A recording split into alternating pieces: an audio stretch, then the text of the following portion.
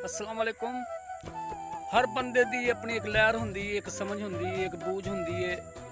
कोई किसी नूं नहीं लगदा पता कि केड़ा बंदा केड़ी लहर च केड़े यानी ओहदे दिमाग च की चल रहा है, ओहदे दिल च केड़ी जेड़ी शै ओह चल रही है।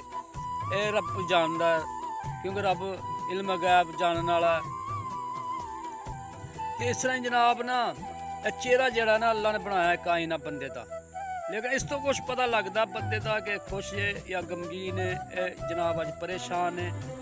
असी चेहरा वेख के बंदे का अंदाज़ा लाने कि यार अज बड़ा खुश नज़र आ रहे हैं, अज बड़ा गमगीन नज़र आ रहे हैं, तेरे नाल गल की है, तेरे नाल मसला की है।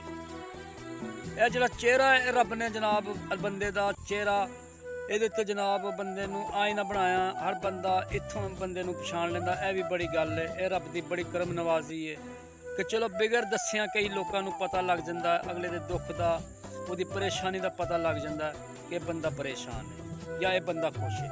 तो चलो कोई हो, सारे नहीं, चलो जड़े उहदे यार सज्जन ने, जड़े उहदे जिगरी ने, जड़े उहदा एहसास करते हैं, वो पुछ ही लेंदे ने, हाँ भाई सलीम की हाल है यार, अज परेशान नज़र आ रहे हैं, की मसला।